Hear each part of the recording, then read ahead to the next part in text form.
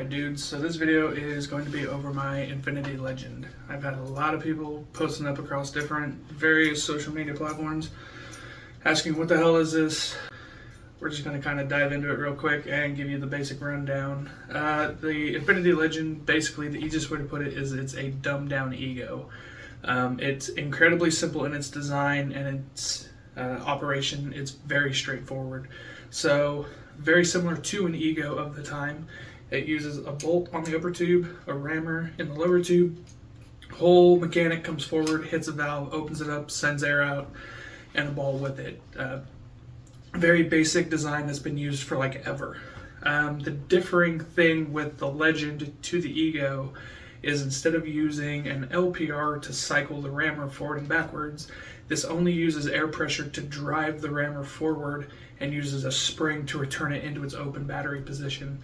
That's why these markers are typically called phasors or phaser, depending on who you ask. So the whole thing with the Legend was it was designed to be incredibly robust, reliable, and just work. And aside from a few problems that people have had that I actually ended up having, I can attest that this thing is just incredibly simple and it works incredibly well for what it is. So a few of the basic things, when these came from the factory, they used custom products hardware, so they used CP regulators, CP ASAs, and I believe their barrels were also made by custom products. These look very similar to the One Piece Advantage barrels that they make or are still making. I don't really know what CP's up to these days. I know they're making stuff for ANS because they're being contracted to, but other than that, I don't know if they're still making those barrels or not. So yeah, from the factory back in the day, they would come with custom products parts. Granted, these were made in 2007 to 2009, somewhere in that range from what I can figure out from Google and different forums. So custom products was definitely a very big major player in a lot of the aftermarket parts, and even for a lot of the parts that companies were sending out with their guns. Sanchez, for instance, was using custom product parts on their SM1s when they were selling them. So not uncommon for companies to buy off-the-shelf commercial items to use on their markers. It's just the easiest way to do it. As far as under the eye covers, it uses spider-style D10s with the rubber base, or with the circle base, the little rubber nubbins. The eyes look very similar to Ego eyes, but I cannot confirm that they are actually interchangeable. The post that I've seen on different forums says they are not, so not totally sure if there's a way around that or not. They look very similar. The diodes look almost identical. As far as bolts go, they had two different versions. The earlier versions came with just a straight Delrin rod with no O-rings and a couple D10 cuts. The problem with this marker is it has pretty massive blowback with that bolt out of the feed neck and out of these two side cuts. So later on down the production line, they released a soft tip bolt, which had a soft face that looked very similar to like the Angel soft tips. And they also had breech sealing O-rings, which helped with a lot of the blowback. This one came with just the stock normal old school bolt with no O-rings. I actually replaced it with a Tech Hush bolt. Tech does make a bolt for these. I can't confirm the Hush portion of it because this marker isn't that loud to begin with.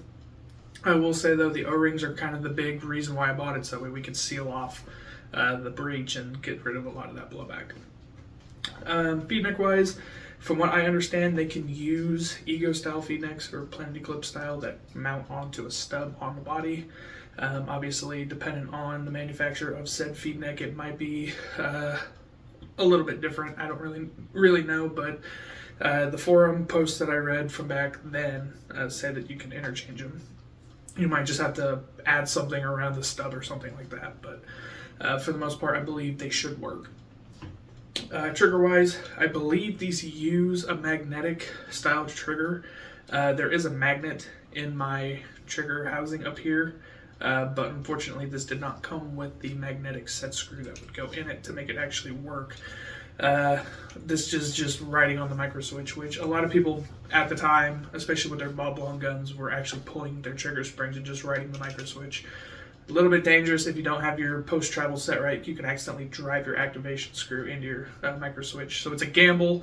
You have to set up your screw, make sure it's not going to move, or else you're going to wrap fuck your micro switch, which is not good. What else? There's really not a whole lot else going on. As far as boards go, there were a couple different versions that came out. There was the Wicked Air Sports Equalizer board, and then Tadao also made a board, which mine has in it. Aside from that, this was an eBay find. It came in pretty messed up.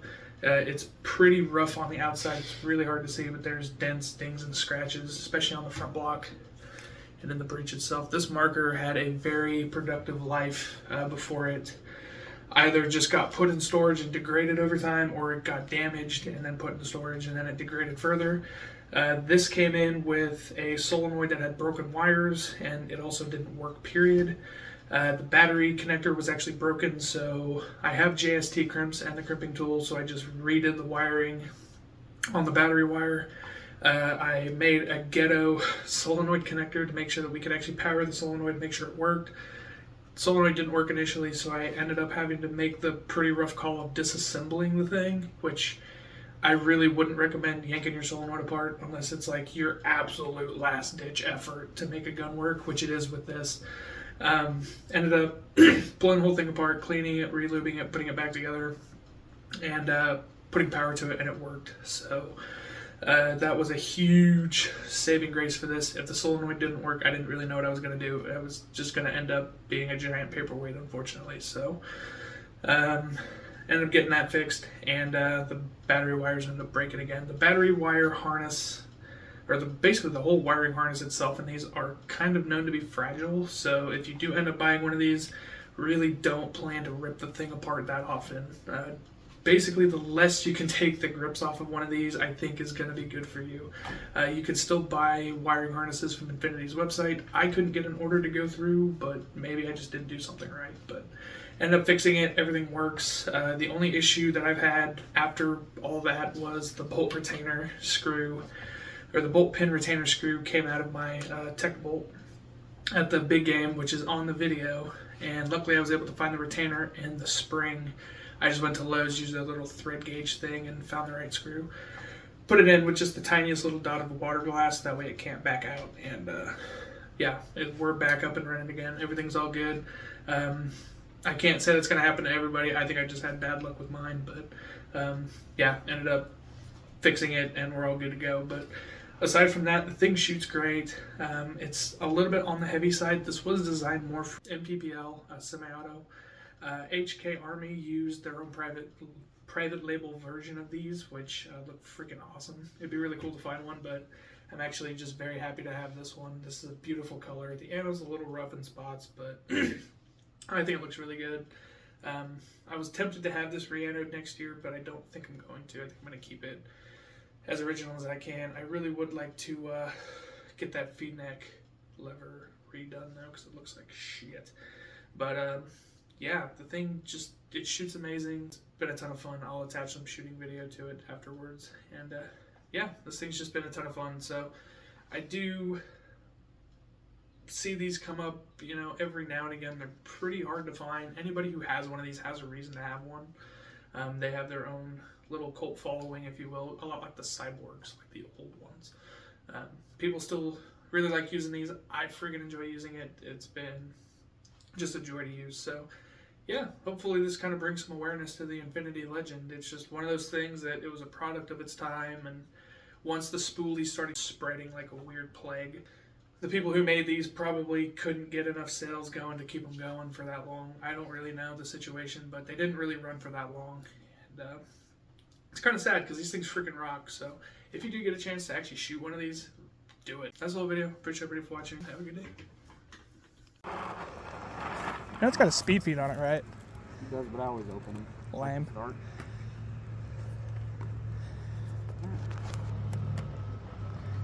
Oh, well, let me back up a little bit. Is the loader on? Probably. Move now. All right. Yeah, here we go. Oh, man.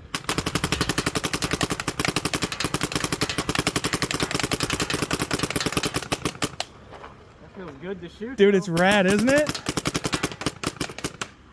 It was kind of heavy when I had it. Yeah. If you want to rip more paint through it, go right ahead. I'm not going to stop you. Go for it.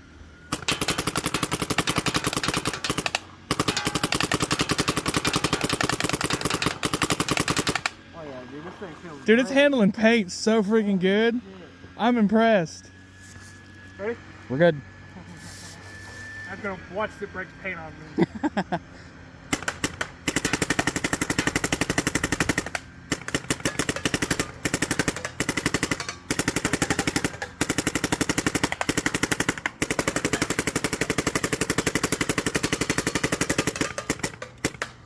Dude, it rips paint like a dream. Oh my god. Is it set in 15? It's at a 12.